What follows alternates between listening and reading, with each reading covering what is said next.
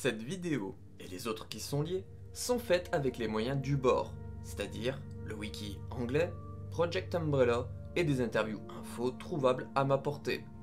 S'il y a des mises à jour à faire, notamment l'ajout de nouvelles œuvres, ce sera dans le commentaire épinglé. Je remercie les personnes qui m'ont aidé et conseillé pour la réalisation de ce gros projet qui me tient à cœur. Ils sont crédités en description avec leurs réseaux sociaux.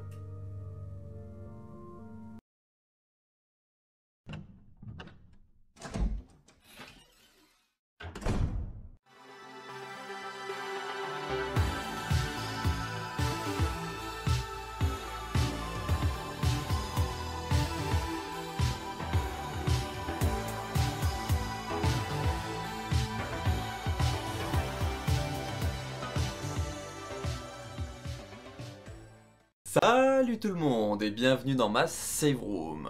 On se retrouve du coup aujourd'hui pour la première partie de vidéo du coup sur le canon Resident Evil. Donc pour cette première partie on va parler du canon.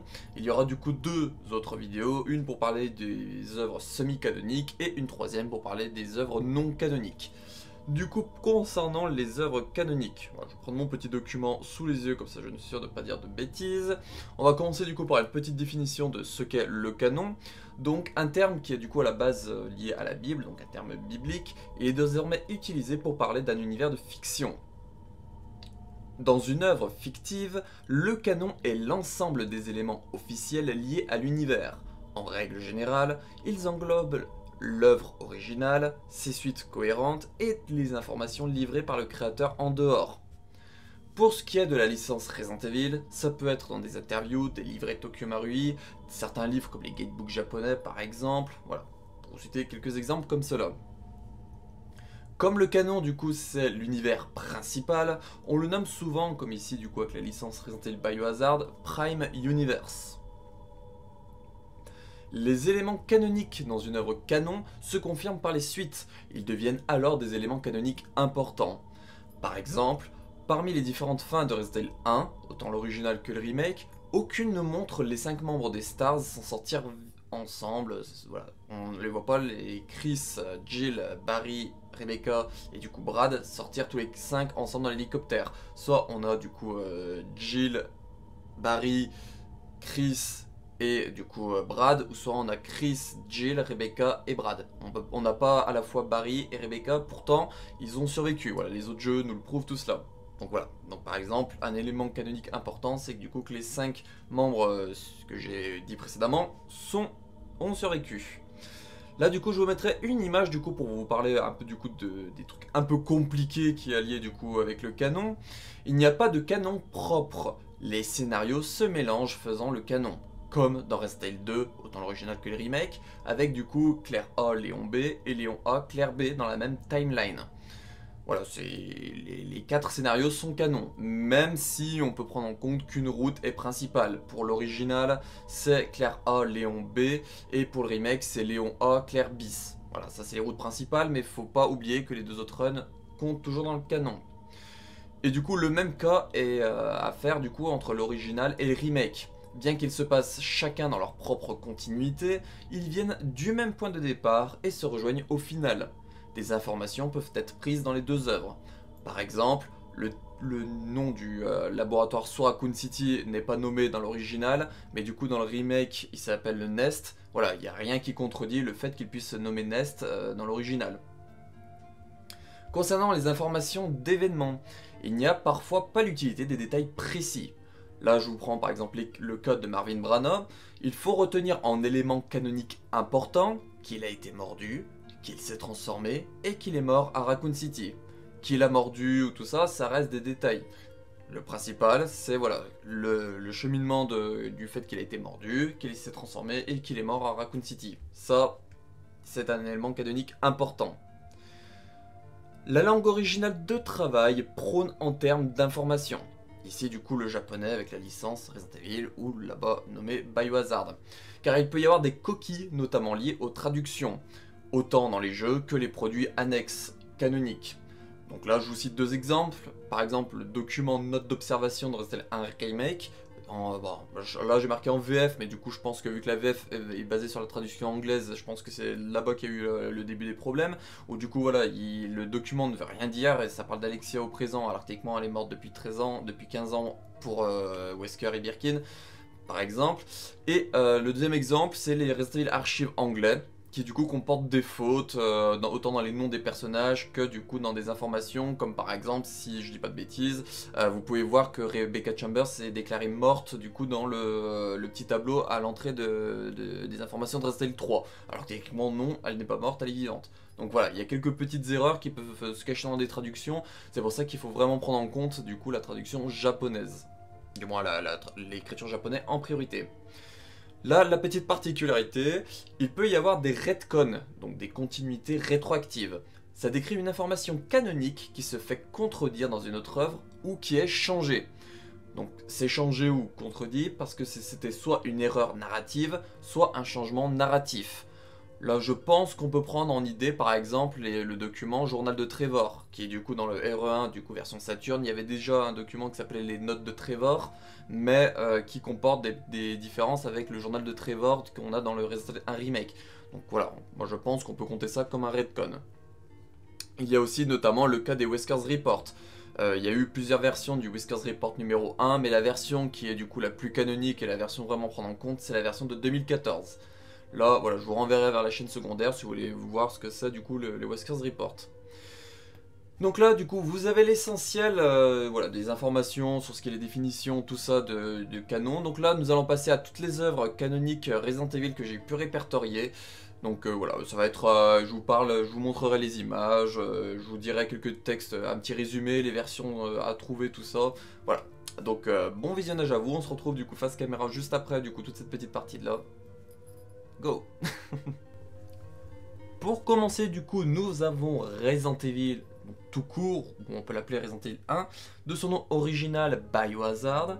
Il est sorti en 96 sur PS1 et PC, en 97 il est sorti sur Saturn, sur PS1 avec la version Director's Cut, en 98 il est sorti sur PS1 avec la Director's Cut DualShock version, en 2006 est sorti sur la Nintendo DS avec la version Deadly Silence, et depuis 2006 également, il est disponible sur le PSN du coup de la PS3. Et si vous avez du coup un abonnement PS Plus Premium, vous pouvez l'avoir sur PS4 et PS5. Et du coup cette version là, c'est la version Director's Cut. Pour résumer ce que c'est l'origine de la licence, le premier produit Resident Evil Biohazard, la découverte de l'univers avec la rencontre des Stars, du manoir Harkley Spencer et des machinations d'Umbrella, dont ses expérimentations. Ensuite, du coup, nous avons Resident Evil 2, donc de son nom original Biohazard 2. Il est sorti en 98 sur PS1, il est ressorti sur PS1 avec la version DualShock. Il est également sorti du coup, toujours en 98 sur la Game.com, donc la Tiger. En 99, il est sorti sur PC, sur Nintendo 64, sur Dreamcast dans deux versions, dont une exclue au Japon qui s'appelle du coup la Value Plus. En 2003, il est sorti sur Nintendo GameCube et depuis 2007, il est disponible sur PS3 via le PSN. Alors globalement, voilà, je précise, globalement tout est à prendre dans le canon, donc surtout les 4 scénarios et du coup le 4ème Survivor, mais le mode par exemple Tofu n'est pas canon. Voilà pour la petite particularité. Le résumé rapide de ce que c'est, se passant 2 mois après Resident Evil, dans la ville de Raccoon City en proie au virus T. On y retrouve Claire Redfield, sœur de Chris apparue dans le premier jeu, et Léon S. Kennedy, une recrue de la police. Resident Evil 3 Nemesis, de son nom original Biohazard 3 Last Escape, est sorti du coup en 99 sur PS1, en 2000 il est sorti sur PC et sur Dreamcast, en 2003 sur Nintendo GameCube, et depuis 2008 il est disponible sur PS3 via le PSN. Là, comme pour le 2, au moment où j'enregistre cette vidéo là, il n'est pas encore disponible sur le PS Plus Premium, on ne sait pas si ça arrivera un jour ou pas. Résumé rapide de l'histoire, donc ça encadre Resident Evil 2, donc la première partie se passant avant, le 28 septembre 1998, et la deuxième se passant la nuit du 30 septembre au 1er octobre. On y retrouve Jill Valentine tentant de fuir Raccoon City. Resident Evil Survivor, de son nom original Biohazard Gun Survivor, est un jeu du coup sorti en 2000 sur PS1 et, attention, exclusivité du coup taïwanaise, il est sorti en 2002 sur PC. Pour résumer, Ark Thompson est envoyé par son ami Léon S. Kennedy pour enquêter sur China Island, île détenue par Umbrella. L'histoire se déroule en novembre 1998. Vient ensuite Resident Evil Code Veronica, de son nom original Biohazard Code Veronica, qui est sorti sur Dreamcast en 2000. Ensuite il a été toujours sur Dreamcast en 2001 porté en version X, qui est exclue au Japon. Sa version X a été portée également en 2001 sur PS2, en 2003 sur GameCube, en 2011 dans une version HD remaster sur Xbox 360 et PS3 du coup également en 2011. En 2017 du coup la version X est sortie sur PS4 et en 2019 du coup la version Xbox 360 du coup la HD remaster a été disponible du coup sur Xbox One via la rétrocompatibilité.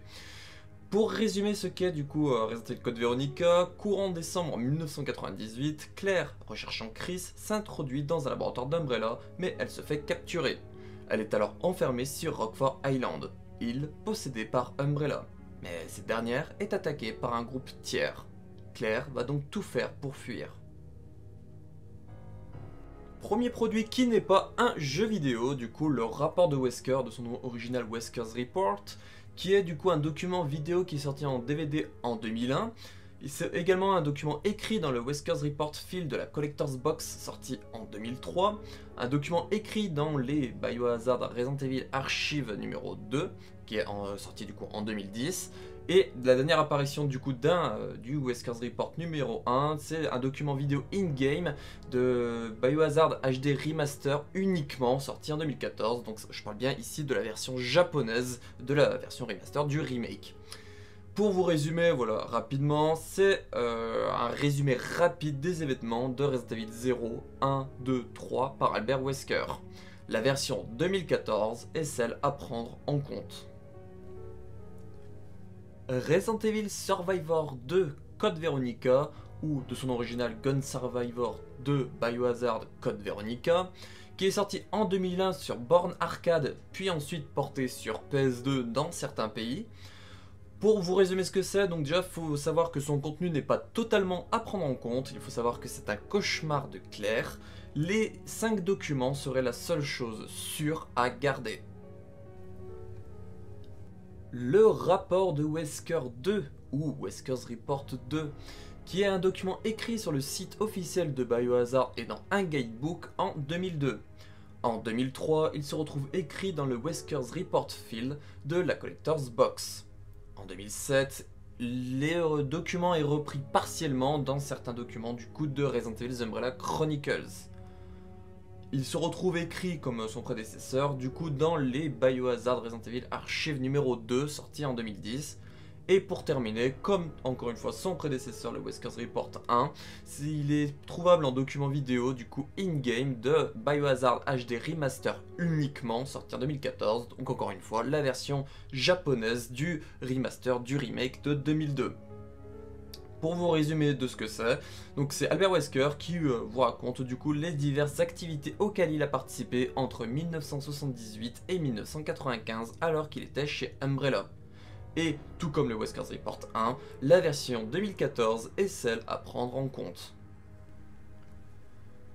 Vient ensuite Resident Evil, ou de son nom original Biohazard, qui est sorti en 2002 sur GameCube, en 2008 sur Wii, en 2014 sur PS3 et Xbox 360 dans sa version HD Remaster, en 2015 sur PS4, Xbox One et PC dans encore une fois sa version HD Remaster, et pour terminer toujours en HD Remaster, il est sorti en 2019 sur Switch. Pour vous résumer, du coup, c'est le remake du premier Resident Evil. On y redécouvre les Stars et leurs aventures dans le manoir Harkley Spencer face aux créatures du virus T qui y résident. Resident Evil 0, ou de son nom original Biohazard 0, sorti en 2002 sur GameCube, en 2008 sur Wii, en 2016 en version HD Remaster sur PS3, Xbox 360, PS4, Xbox One, PC, et toujours sur HD Remaster en 2019 sur Switch. Pour vous résumer, du coup, se déroulant le jour avant Resident Evil premier du nom, le jeu sert de préquel. Il permet de suivre l'équipe Bravo des Stars, surtout Rebecca Chambers, qui va devoir s'allier à Billy Cohen pour survivre aux créatures du virus T. Pour continuer, du coup, nous avons Resident Evil Dead Aim, de son nom original Gun Survivor 4 Biohazard Heroes Never Die, qui est sorti en 2003 sur PS2. Pour vous résumer, on y suit Bruce McGivern de l'Anti-Umbrella Pursuit and Investigation Team qui se rend sur le Spencer Rain en septembre 2002 où le virus T s'est répandu.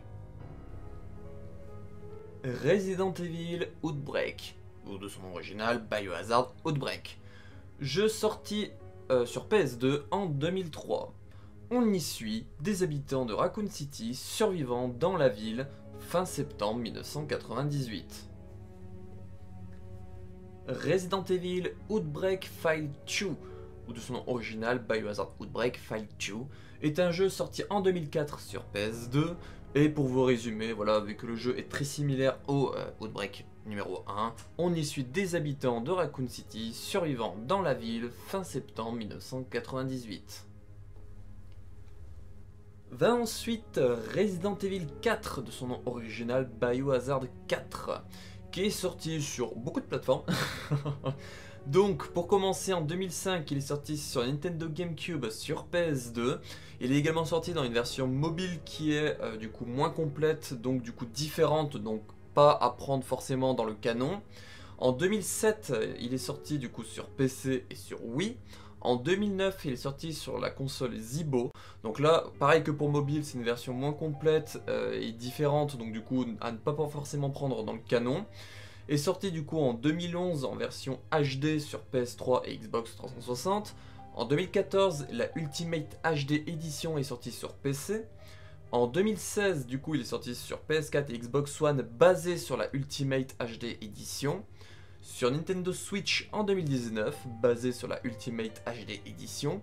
Et pour terminer, du coup, en VR, il est sorti sur le MetaQuest 2 en 2021. On peut rajouter, du coup, lié au canon, les jeux qui possèdent le mode Separate Ways. Voilà, vous pouvez le rajouter, du coup, dans ce qui est canon. Et du coup, pour vous faire un résumé, courant 2004, la fille du président des États-Unis, Ashley Graham, se fait capturer. Sa position aurait été localisée en Europe, plus précisément en Espagne. Léon S. Kennedy, devenu agent du gouvernement américain, est envoyé pour enquêter sur la véracité des propos. Lié du coup à Resident Evil 4, nous avons le Biohazard K4 Incubate, qui est du coup un livret et DVD sorti en 2006. Le livret sert de préquel en racontant l'histoire du village, et le DVD résume en 1h37 l'histoire de Resident Evil 4 dans les grandes lignes. Biohazard Umbrella Chronicles Prelude to the Fall, ou Biohazard Umbrella Chronicles Prelude to the Destruction, est un manga en 2 parties sorti en 2007.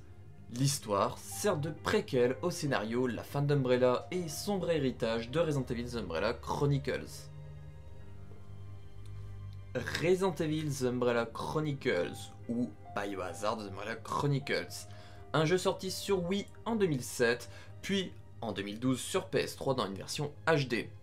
L'histoire se déroule à plusieurs périodes, des parties revisitant les événements de Resident Evil 0, 1 et 3, d'autres rajoutant des informations inédites avec les scénarios début, cauchemar, renaissance et porte de la mort.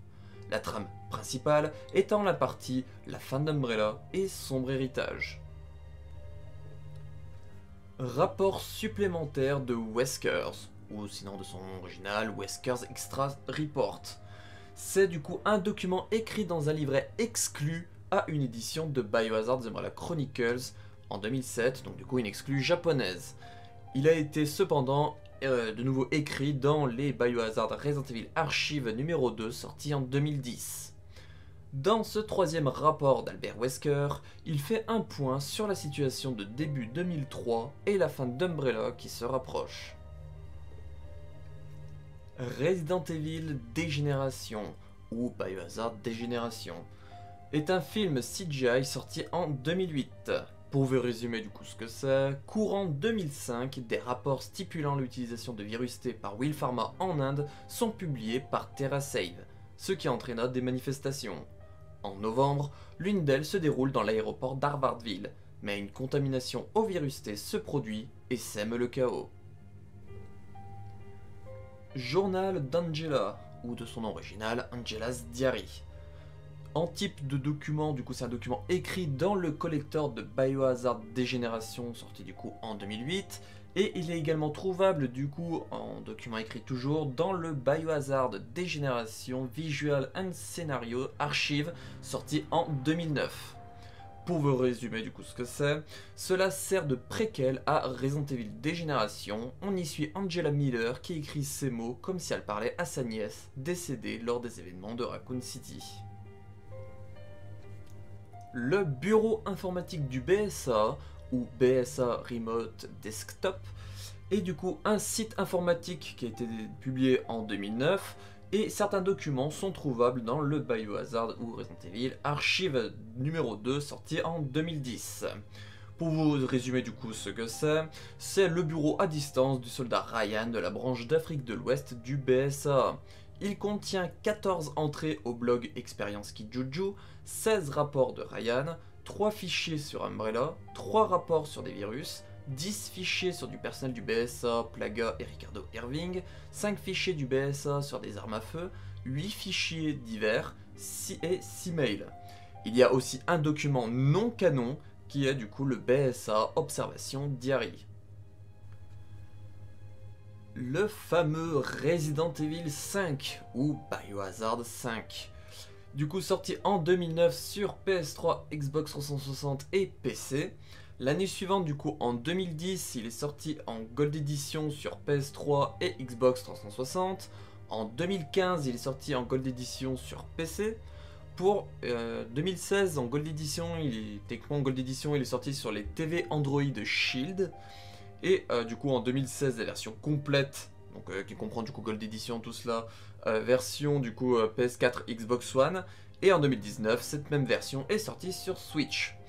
Du coup dans certaines de ces versions, notamment les Gold Edition et version complète, il y a les campagnes bonus perdues dans les cauchemars et une fuite désespérée qui comptent dans le canon. Voilà, petite particularité que j'ai envie de dire. Et du coup le résumé. En 2009, Chris Redfield est toujours hanté par la perte de sa partenaire Jill Valentine 3 ans auparavant. Lorsque des rumeurs indiquant sa présence en Afrique lui parviennent, il décide de rejoindre une unité qui traque un trafiquant d'armes biologiques sur le marché noir en lien avec ces rumeurs, Ricardo Irving. Une partenaire de la branche d'Afrique de l'Ouest du BSA lui est assignée, Sheva Alomar. Resident Evil The Dark Side Chronicles ou Biohazard The Dark Side Chronicles. Un jeu Wii sorti en 2009 puis en HD en 2012 sur PS3. L'histoire se déroule à plusieurs périodes dont des parties revisitant les événements de Resident Evil 2 et Resident Evil Code Veronica.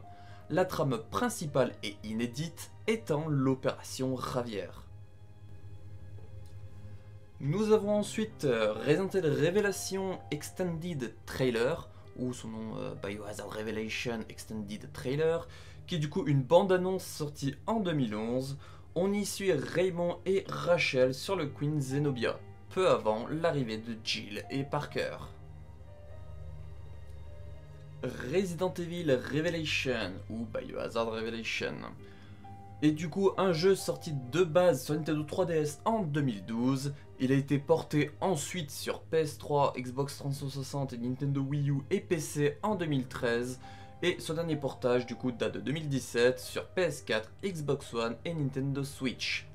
Pour vous résumer, alors que Chris et sa partenaire Jessica sont en mission pour le BSA en 2005, le contact est rompu avec le QG. Le directeur O'Brien en informe les agents Jill Valentine et Parker Luciani enquêtant sur une plage vers Terra Grigia où des créatures venant de l'île, détruites un an auparavant, s'échouent. Ils sont alors envoyés sur un paquebot errant sur la mer Méditerranée. Le rapport de Jessica, ou Jessica's Report, est du coup un document vidéo en DVD qui est sorti en 2012 dans le Revelations Report exclu au Japon.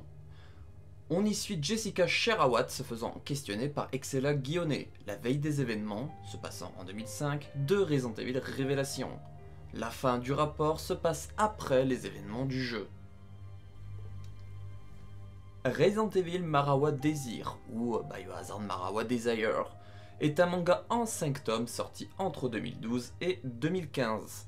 Pour vous résumer vite fait le premier tome, le professeur Doug Wright, consultant du BSA, reçoit une lettre d'une ancienne connaissance lui disant qu'il est possible qu'une épidémie ait lieu dans son établissement scolaire prestigieux d'Asie, l'école Marawa. Resident Evil 6, ou Biohazard 6, est un jeu sorti en 2012 sur PS3, Xbox 360 et PC.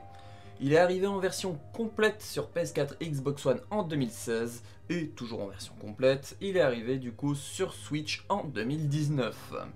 Pour vous résumer, le virus C menace le monde. Entre 2012 et 2013, il se répand dans plusieurs pays, Edonie, États-Unis ou encore la Chine. Y a-t-il un lien entre ces dispersions du virus C ?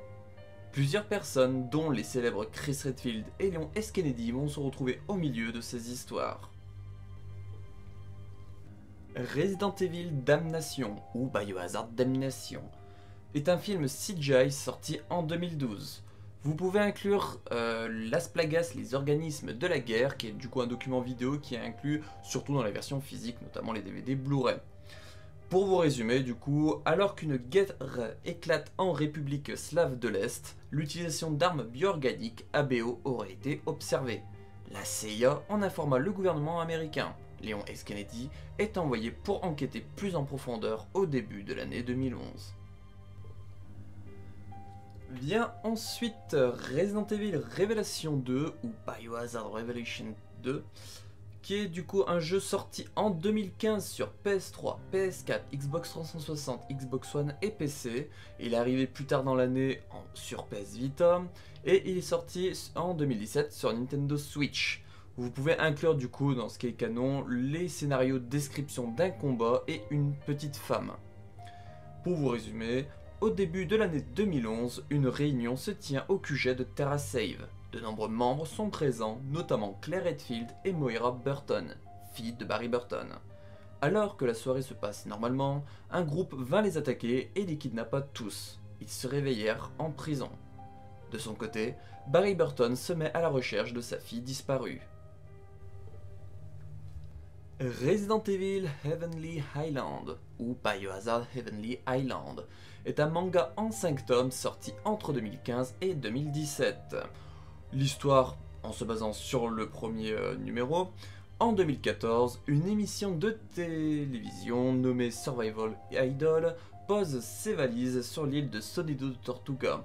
Alors que tout commence normalement, des zombies et une créature s'en prennent aux actrices. L'île paradisiaque ne l'est pas tant que ça. Kitchen, une démo VR de Resident Evil 7 Biohazard sur PS4, du coup qui est sorti en 2015 à l'E3 notamment, ça avait été montré et ensuite voilà, ça avait été disponible via les casques PSVR 1. Résumé, du coup, Clancy Jarvis se réveille dans la résidence secondaire des Baker après avoir été attaqué et capturé par la famille.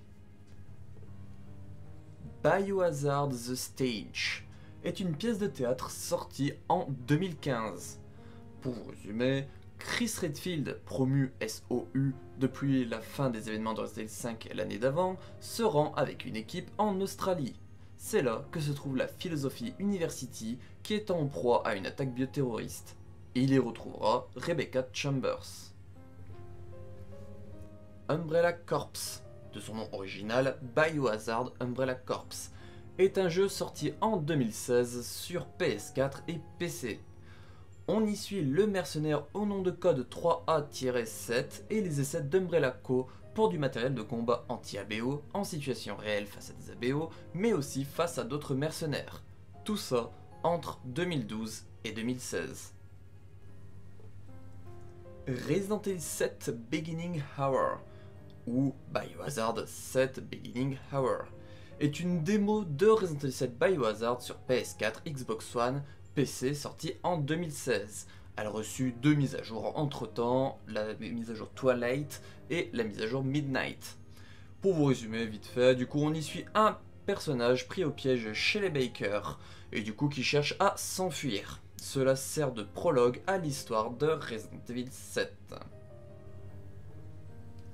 Resident Evil 7 Biohazard ou Biohazard 7 Resident Evil est un jeu sorti en 2017 sur PS4, Xbox One et PC. À la fin de l'année 2007, une Gold Edition est sortie sur ces plateformes, donc PS4, Xbox One et PC. En 2018, exclu au Japon, il est sorti en cloud sur Switch. En 2021, il est sorti sur Stadia, mais vu que la plateforme a fermé, il n'est plus disponible là-bas. En 2022, il y a eu une mise à jour next-gen pour qu'il puisse sortir sur PS5 et Xbox Series SX. Et il est sorti également en version cloud Gold Edition en 2022 sur Switch. Vous pouvez inclure du coup l'histoire principale et les DLC Fi, La Chambre, Cauchemar, 21, Pas un héros et La fin de Zoé. Pour vous résumer du coup Resident Evil 7, à l'été 2017, quand Ethan Winters reçoit une vidéo de sa femme Mia disparue 3 ans auparavant, il se lance à sa recherche. Il se rend donc en Louisiane pour la retrouver. Biohazard The Experience, qui est une pièce de théâtre sortie en 2017. L'histoire se situerait en 2015. Un groupe de 13 personnes inconnues qui ne se connaissent pas se réveille dans un manoir au Japon. Commence alors un jeu de confiance pendant qu'ils se rendent compte que des zombies errent aussi dans le manoir en question. Ensuite, nous avons Resident Evil Vendetta ou Biohazard Vendetta, qui est un film CGI sorti en 2017. Vous pouvez ajouter, ça surtout dans les versions physiques, le briefing de mission du BSA Combat Arias, qui est du coup un document vidéo. Pour vous résumer, Chris Redfield, à la tête d'une équipe, se rend au Mexique pour appréhender un trafiquant d'armes nommé Glenn Arias. Ce dernier parvient à s'échapper non sans avoir causé des dégâts avec un nouveau virus. Chris se lance donc dans sa traque. Il se retrouve assisté de la Silver Dagger, Leon S. Kennedy et Rebecca Chambers. Biohazard Vendetta, un livre sorti en 2017. Novélisation officielle de Resident Evil Vendetta, rajoutant des détails et informations en plus. Nous avons du coup Resident Evil 2, ou de son nom original Biohazard RE2, qui est du coup un jeu sorti en 2019 sur PS4, Xbox One et PC. En 2022, il y a eu une mise à jour next-gen qui du coup donne la possibilité de pouvoir y jouer sur PS5 et Xbox Series SX. En 2022 également, depuis la Switch, il est possible d'y jouer en cloud. Je précise, comme pour le RE2 original, que seulement le scénario, le 4ème Survivor, est du coup canon. Les autres, comme par exemple Tofu ou les scénarios des Ghost Survivors, ne sont pas canons. Pour vous résumer, remake de Resident Evil 2, on y redécouvre les événements se passant 2 mois après Resident Evil, dans la ville de Raccoon City en proie au virus T. On y retrouve Claire Redfield, sœur de Chris apparue dans le premier jeu, et Leon S. Kennedy, une recrue de la police. Biohazard Walkthrough the Fear est du coup une attraction VR sortie en 2019. On y suit un groupe de 6 personnes capturées par les Bakers qui tentent de s'enfuir. Cela se passe donc entre 2015 et l'été 2017. Resident Evil 3, ou de son nom original Biohazard RE3. C'est un jeu qui est sorti en 2020 sur PS4, Xbox One et PC. En 2022, il y a eu une mise à jour next-gen pour du coup qu'il soit jouable sur PS5 et Xbox Series SX. Et toujours en 2022, il est disponible sur Switch en cloud. Pour vous résumer, remake de Resident Evil 3. On y redécouvre les événements que vit Jill Valentine en tentant de fuir Raccoon City. L'histoire encadre Resident Evil 2, surtout le remake.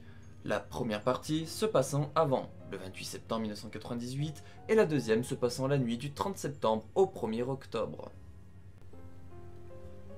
Ensuite, nous avons Maiden, qui est du coup une démo de jeu, du coup la démo de Resident Evil 8, sortie en 2021 et exclue à PS5. On y retrouve Ingrid, surnommée Maiden, ou Vierge en français, enfermée dans le cachot et cherchant à s'échapper du château Dimitrescu. Cela se passe bien avant les événements de Resident Evil 8 Village. Resident Evil 8 Village, ou Biohazard 8 Village. C'est un jeu sorti en 2021 sur PS4, PS5, Xbox One, Xbox Series XS et sur PC. Il est également sorti en 2021 sur Stadium et voilà, vu que la plateforme a fermé, il n'est plus disponible pour le moment. Il est sorti en 2022 en version Gold Edition, du coup sur PS4, PS5, Xbox One, Xbox Series SX et sur PC. Il est sorti également du coup sur Mac en 2022 et pour terminer en 2022, il est sorti sur Switch en cloud dans sa version Gold Edition. Vous pourrez ajouter du coup en contenu canon la campagne Les Ombres de Rose, voilà, qui est la suite de Resident Evil 8. Concernant du coup l'histoire, début 2021, près de 4 ans après les événements de Resident Evil 7, Ethan et Mia tentent de vivre normalement tout en étant sous la protection du BSAA. Mais un soir de février, Chris et une escouade font éruption dans leur vie. Suite à un accident pendant le transport, Ethan se lance à la recherche de sa fille, Rose, qui semble être détenue dans un village. Resident Evil Infinite Darkness, ou Biohazard Infinite Darkness. C'est une série CGI de 4 épisodes qui est sortie en 2021. Pour vous faire un résumé, au début de l'année 2006, le président des États-Unis, le père d'Ashley Graham, réunit une équipe pour sa protection suite à un vol de données confidentielles dont lui seul avait accès. Dans cette équipe se trouve notamment Léon S. Kennedy. C'est alors que la Maison Blanche est attaquée. Claire Redfield, en mission humanitaire pour Terra Save Openhamstan, rencontre un enfant avec un dessin lui rappelant Raccoon City. Elle se rend donc à la Maison Blanche pour faire une demande. Y a-t-il un lien entre ces événements? Resident Evil Infinite Darkness The Beginning, qui est du coup un comics en 5 numéros qui sort normalement entre 2022 et 2023. Il y aura aussi un comics regroupant les 5 numéros en un seul, qui du coup sortira normalement en 2023. Pour du coup le résumer, cela sert de préquel à Resident Evil Infinite Darkness, se passant juste avant. Lorsqu'une bombe explose dans un musée de Pittsburgh, des rapports de l'événement tombent entre les mains de Léon S. Kennedy qui reconnaît l'engin explosif. Il s'y rend pour enquêter. Nous avons du coup Resident Evil 4, ou son original Biohazard RE4, qui est un jeu sorti en 2023 sur PS4, PS5, Xbox Series XS et PC. Du coup, pour résumer, remake de Resident Evil 4. On y redécouvre les événements se passant fin 2004, où la fille du président des États-Unis, Ashley Graham, se fit capturer. Sa position aurait été localisée en Europe, plus précisément en Espagne. Léon S. Kennedy, devenu agent du gouvernement américain, est envoyé pour enquêter sur la véracité des propos. Resident Evil Death Island, ou Biohazard Death Island, est un film CGI qui sort du coup en 2023. Suite de Vendetta, l'histoire se situe en 2015. Chris Redfield et son équipe, comportant Jill Valentine, enquêtent sur une épidémie zombie à San Francisco et se rendent compte que les victimes ont tous en commun la visite de la prison d'Alcatraz. Léon S. Kennedy de son côté a pour mission de sauver le docteur Antonio Taylor qui s'est fait kidnapper. Mais une femme mystérieuse lui met des bâtons dans les roues. Et pour finir, voilà, globalement, si vous voulez des informations en général qui sont canons, comme je vous l'ai dit, voilà, en intro, tout ça, quand même à vérifier avec, en croisant les sources, tout cela, vous pouvez trouver du coup des informations sur le canon dans les guidebooks, surtout japonais, en particulier les japonais, surtout les japonais. Donc là, je vous en ai mis 3 exemples. C'est dans les livrets qui accompagnent les armes de Tokyo Marui. Donc là je vous ai mis un exemple, donc c'est la 4e image, dans des interviews de développeurs, donc par exemple là je vous ai mis la cassette Birth of Biohazard, dans les Biohazard Archives. Alors il existe du coup les Resident Evil Archives, mais voilà, comme je vous disais aussi en introduction, il y a quelques erreurs de traduction du japonais à l'anglais, donc voilà, les meilleurs sont du coup les Biohazard Archives en priorité, et après par exemple des magazines comme les 2 que je vous ai mis à la fin, où dedans il y a des petites informations qui sont dans les jeux, mais voilà, qui sont quand même comptées dans le canon. Donc voilà, c'est voilà, pour avoir des petites informations canon en plus. Pour terminer cette vidéo, voilà, je vous invite à aller voir aussi des petits bouquins autour. Voilà, n'hésitez pas vraiment à croiser les sources, tout cela, pour du coup voir ce qui pourrait plaire ou pas. Voilà, voilà. voilà, du coup on se retrouve face caméra comme je vous avais dit juste avant.